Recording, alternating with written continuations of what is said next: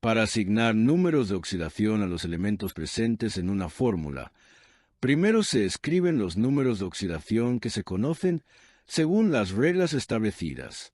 Puedes leer un resumen de esas reglas aquí y luego pasamos a los ejercicios.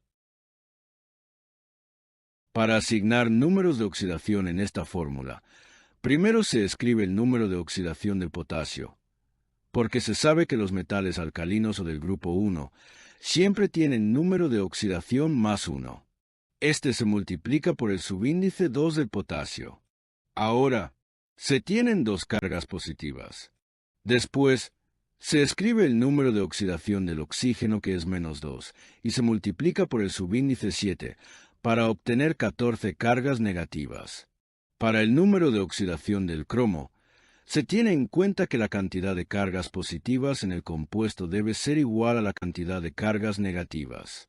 De modo que, si se tienen 14 cargas negativas y solo 2 positivas, vemos que faltan 12 cargas positivas.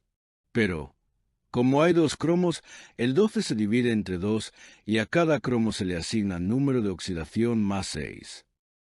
Para asignar números de oxidación al carbonato de calcio, primero se escribe el número de oxidación del calcio, porque se sabe que los metales alcalino-térreos o del grupo 2 siempre tienen número de oxidación más 2. Entonces, se tienen dos cargas positivas. También, se escribe el número de oxidación del oxígeno, que es menos 2. Luego, se multiplica menos 2 por el subíndice 3, para obtener 6 cargas negativas.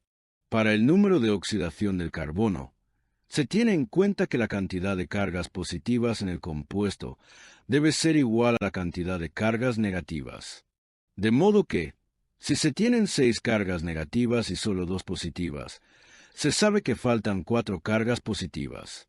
Como hay solo un carbono, se le asignan esas 4 cargas positivas como número de oxidación. Para asignar números de oxidación al ácido sulfúrico, primero se escribe el número de oxidación del hidrógeno, que, según las reglas, es más 1. Luego, se multiplica por el subíndice 2 y quedan 2 cargas positivas. Después, se escribe el número de oxidación del oxígeno, que es menos 2. Enseguida, se multiplica menos 2 por el subíndice 4 para obtener 8 cargas negativas. Para el número de oxidación del azufre, se tiene en cuenta que la cantidad de cargas positivas debe ser igual a la cantidad de cargas negativas. Así que, si se tienen 8 cargas negativas y solo 2 positivas, se deduce que faltan 6 cargas positivas. Como hay solo un azufre, se le asignan esas 6 cargas positivas. Según esta reacción, el peróxido de hidrógeno se descompone en hidrógeno y oxígeno. El número de oxidación del hidrógeno es más 1. Pero, en los peróxidos, el número de oxidación del oxígeno es menos 1. Además, el número de oxidación de un elemento libre, o sin combinar, es 0. Por tanto, el número de oxidación de este hidrógeno es 0, y el de este oxígeno también es 0. En este último ejercicio, vamos a asignar números de oxidación a los elementos de 3 sustancias. La primera es una sal binaria, porque está formada por 2 elementos, un metal y un no metal. En este tipo de sales, el elemento no metal siempre tiene el menor de sus números de oxidación.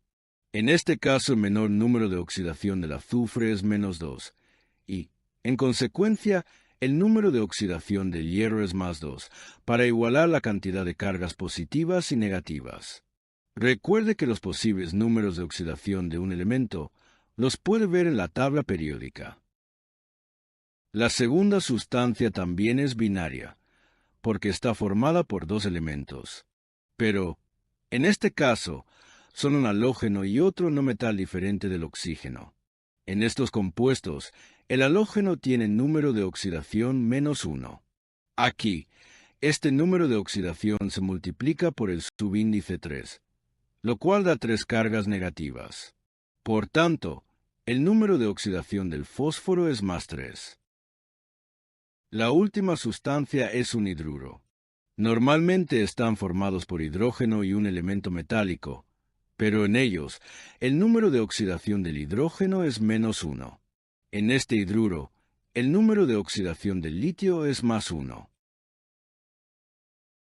Hemos visto cómo asignar números de oxidación a los elementos de un compuesto siguiendo las reglas establecidas. Le invito a ver el taller de lectura complementario, cuyo enlace está en la descripción del vídeo. Espero que este contenido les sea de utilidad. No olvide suscribirse y dejar su comentario. Hasta pronto.